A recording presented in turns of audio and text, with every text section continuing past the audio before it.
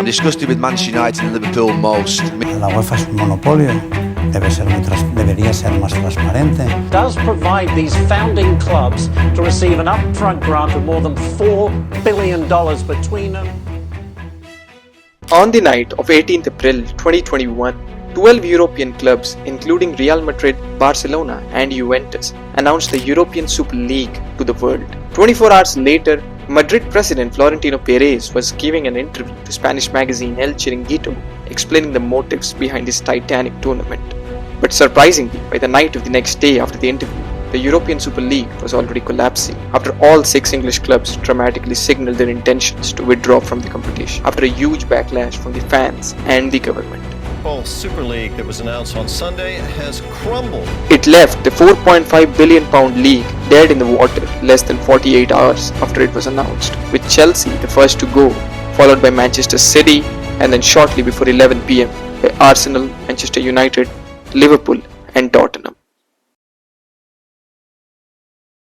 These stunning set of U-turns left the club officials at an all-time low in terms of their relationship with the fans, with clubs like Arsenal and Tottenham issuing public apologies to their loyal fan bases. But the big question to answer at this point has to be the fact that what exactly happened with the Super League from here on, and how exactly is it once again on the brink of starting as early as next season. But before we can get into what can happen with the Super League in the coming years, we must understand what has already happened in the past, because it is definitely not the first time that a competition with an appeal of the Super League has been made. Back in 1968, then UEFA President Hans Bangerter proposed the creation of a new Super League for clubs competing in the European Champions Cup, now known as the Champions League, and the UEFA Cup Winners' Cup, by merging them both together to form the European Footballing League Championship that would feature both the group stages and the knockout phases. A good fact to note at this point is the fact that even though the term Super League is usually shrouded by controversies and shadows, it was Bangerter's vision in an era dominated by straightforward knockout tournaments to blend the group stages with the knockout phases and to expand the number of teams in the tournament to make it more inclusive. Fast forward to today and we can still see his vision's blueprint in the very fabric of the Champions League. From its adaptation of its current format back in the 1990s to its evolution till 2024, before UEFA apparently decided to change its format, Bangerter's vision of group stage footballing with more inclusivity forms the bedrock of European footballing heritage. Now the Super League of today, as proposed by Florentino Perez and his men, might seem similar to the one back in 1968 of Hans Bangerter's, at least from an outside perspective. Those two are completely antipodal to each other as far as their intentions go.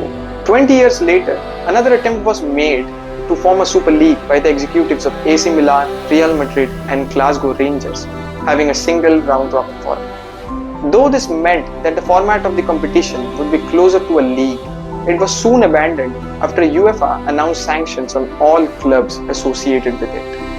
It was during this time in 1991 that UEFA rebranded the Champions League and introduced a group stage into it, as proposed by Bangerter's version of the Super League from back in the 60s. Coming back to the monstrosity of the Super League of today's era that we started the video with, in 2009, Florentino Perez stated that the Champions League was too obsolete and problematic for the modern day sport and was an obstacle in the path of clubs from growing their business and was an hindrance to them developing their infrastructure. It is speculated to be around this time that he started working on a semi-closed elite club competition. Now at this moment I would just like to take 10 seconds of your time to say that please subscribe to my channel, because it takes a lot of effort to edit videos like this, and if you want to watch more such informative content about sports, then please subscribe to my channel, because nobody is subscribing and it takes only a click of you to subscribe, but it means a lot to me. So please, if you like my video and if you just want to support me even a bit, then please subscribe right now.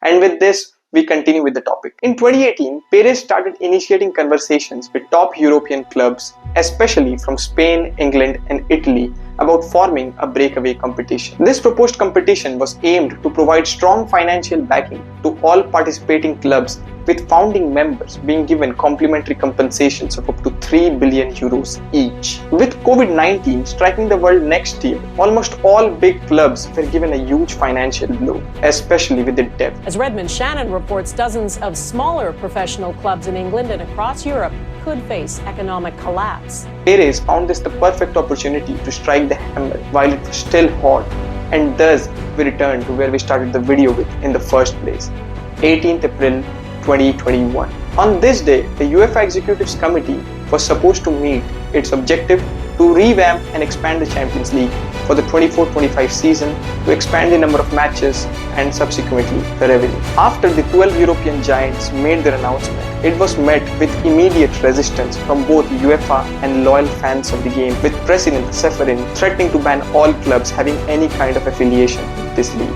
A very important point to note at this moment is the fact that on the day Perez made the announcement, he was asked by Spanish magazine El Chiringuito about the chances of Madrid and Barcelona being expelled from the league and all UEFA competitions, to which Perez replied with extreme assurance and confidence was something which would never occur. And after the recent verdicts of the court, it turns out that this something happens to be absolutely true and Perez was absolutely correct, indicating the fact that Perez had thought through about this entire competition way before any UEFA executive ever did. So does this mean that the Super League has been given a green light?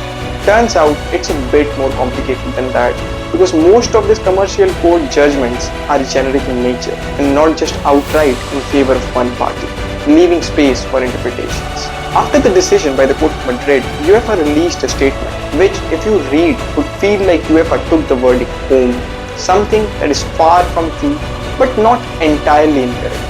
But the decision given by the European Court of Justice last year effectively allowed for competing tournaments to UEFA's established competitions. And A22, the parent organization of the Super League, has been proactive since then, trying to attract top clubs to join a level tournament. But no concrete announcements from their side has yet been made, so we can only speculate about it starting next year or from 2026.